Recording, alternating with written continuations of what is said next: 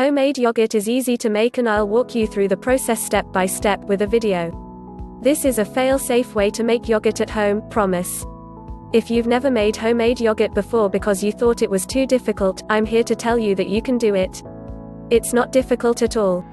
In fact, after you've done it once, you'll scratch your head and wonder why on earth you hadn't done it sooner. There are numerous ways to make homemade yogurt, and if you read 10 different blogs about how to make homemade yogurt, you're likely to find 10 different variations. And that's because we've all found what works for us. There's really no right or wrong way to do it. And thankfully, homemade yogurt is pretty darn forgiving. How to make homemade yogurt? There are two main ways to make homemade yogurt: on the stovetop and then incubated in the oven or in a cooler, or with a yogurt maker.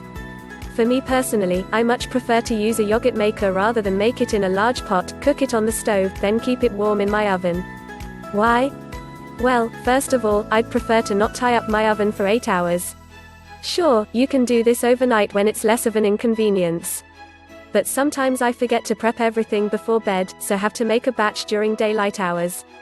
Secondly, with the yogurt maker I use, the Euro Cuisine, the yogurt is automatically portioned out into individual serving jars, the perfect size for breakfast. The lids have a cool date stamp, so I'll always remember how long ago I made the batch. The individual jars also prevent me from overindulging on too much creamy yogurt goodness and make my homemade yogurt instantly portable, which is perfect if I'm grabbing breakfast on the go. And lastly, I love my yogurt maker because after making probably over 100 batches of yogurt at home, I've never had one batch fail. Not one. The first couple of times I made yogurt on the stovetop, I either boiled over my milk, massive mess, or burned milk to the bottom of the pot, which is not fun to clean. I always seem to be distracted in the kitchen, so the stovetop method isn't the best for me. The digital yogurt maker I use costs about $40, but given how often I use it, I think it's money well spent. Watch this quick video of my homemade yogurt recipe. It's really easy to make this yogurt recipe at home, but it always helps to watch a quick video. I'll show you how I make it step by step. Give it a watch. 6 basic steps to making homemade yogurt. To summarize the video above, the 6 basic steps to making yogurt at home. Heat the milk to 180 degrees Fahrenheit. This kills whatever unsavory microbes may be lurking in your milk and ensures you've got no remnant bacteria, pathogens, mold, or spores.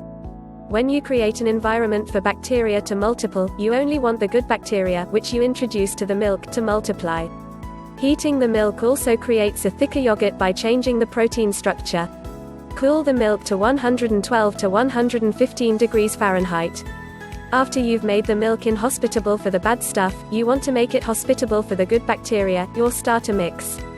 Use the same instant read thermometer you used when heating your milk, to know when it's cooled to 112 to 115 degrees. Add your yogurt starter, the good bacteria. Pour out 1 cup of warm milk and stir in either a yogurt starter, I use Yogourmet, or 3 tablespoons of pre-made yogurt. For a good starter, look for lactic acid forming bacteria. At a minimum you want Lactobacillus bulgaricus and Streptococcus thermophilus. Other good bacteria include Lactobacillus acidophilus and Bifidobacterium lactis. Stir the yogurt starter with the rest of the milk. This spreads the good bacteria throughout all the milk. Pour the milk into jars and incubate for 7 to 9 hours. A consistent, lukewarm temperature is paradise for all your good bacteria and promotes their growth. The longer you incubate your yogurt, the thicker and tangier it'll be. And after about 8 hours, you'll have delicious, healthy, thick and creamy yogurt. Place the jars in the fridge to cool and set. Cool the yogurt in the refrigerator for a couple of hours. As the yogurt cools, it will get even thicker. It should go without saying that starting with the best quality ingredients ensures you'll have the best quality end product. That means I always start with organic, grass-fed milk and use either a yogurt starter or a few tablespoons from one of my own previous batches.